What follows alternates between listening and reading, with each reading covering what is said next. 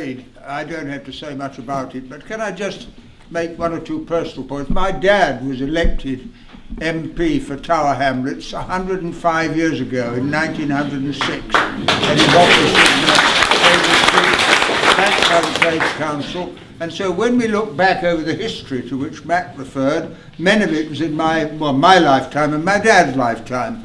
And you see, I think when this period we're entering into is seen historically, it will be seen that this is a major counter-attack against the gains that have been made by working people over many, many hundreds of years. I give you for an example, everyone will know about the Tolpuddle martyrs.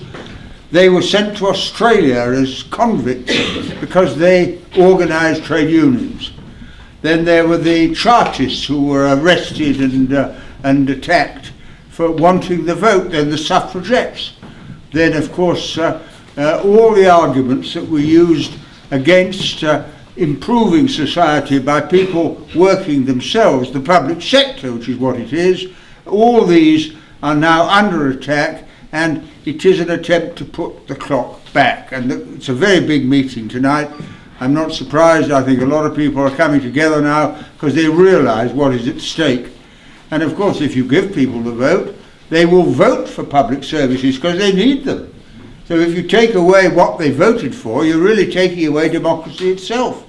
And yet, the other thing to learn from the history is that in every case, working people won these battles because they stuck together, wouldn't give up, and they went on and on until they won.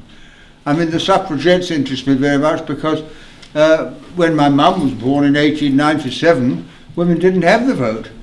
And it's very easy to brush aside feminists and so on, but I tell you this, it's the women who played a leading role in many of the disputes in the miners' strike. It was the women's action groups, as Matt will know, who kept the thing going throughout almost a whole year. Well, I'll give you another example. In Liverpool there was a dock strike, and the dock strike organised women on the waterfront, and the Liverpool dockers leader came to Chesterfield, which was a mining town where I was the MP, and he said, I bring support from Liverpool. And then he said to us, what's the difference between a Liverpool woman and a terrorist? And we were a bit nervous about that. And he said, you could negotiate with a terrorist. And that just about sums it up.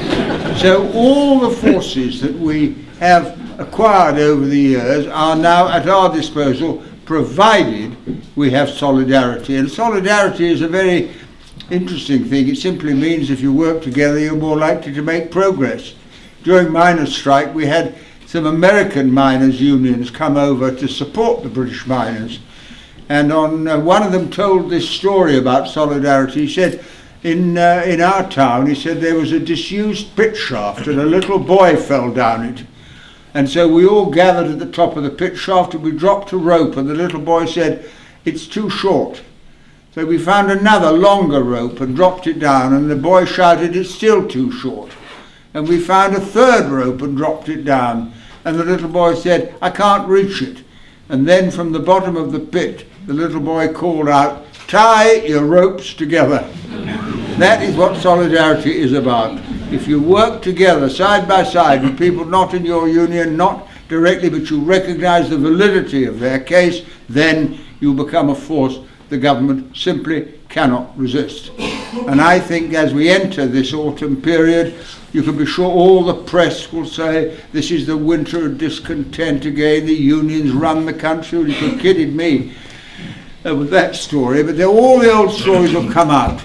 And we mustn't allow any of the right-wing propaganda to depress us or divide us or weaken our resolve to fight this, because we know from the defeat in the end of Mrs. Thatcher that all that she could do, she called the miners the enemy within. She privatised public assets. She attacked local authorities where a lot of public service work goes on. She understood the labour movement better sometimes, I think, than some of our leaders understood it. And yet those forces, trade union forces and ordinary people who just believe in public services, believe in the health service and so on, stuck together, and in the end we came out, and we have to do it again, but on a much, much bigger scale.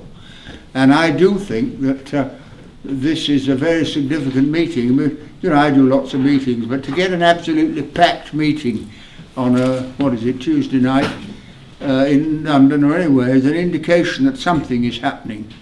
And I tell you what I think is happening. I think what's happening is we're re-examining the excitement we felt in the end of the last World War when we built it all up. And I'll tell you a story of that which illustrates it, because I was learned to fly as a pilot in the RAF, and I was sent out to South Africa to fly and went in a troop ship. And we had a meeting on the troop ship about war aims. What do we want after the war? What everybody spoke about. What do we like after the war? And one lad got up at the meeting and he said this. He said, in the 1930s we had mass unemployment. But he said, we don't have unemployment in wartime. He said, if you can have full employment killing Germans, why can't you have full employment building schools, building hospitals, recruiting teachers, recruiting nurses? Why don't we apply the same simple principle to meet the needs of peace that we apply to meet the needs of war?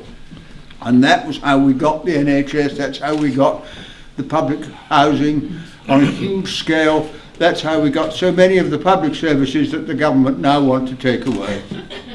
So all I'm saying really is we stand in line with all those people over many centuries who fought for justice, for fair play, for decency, and I'm absolutely confident, looking at the faces and listening to the response to the other speakers, that there is the determination in this hall tonight to make that campaign and make it work. And never forget, we are many and they are few. And that's how we've won in the past, and that's how we're going to win again in the future. Thank you very much.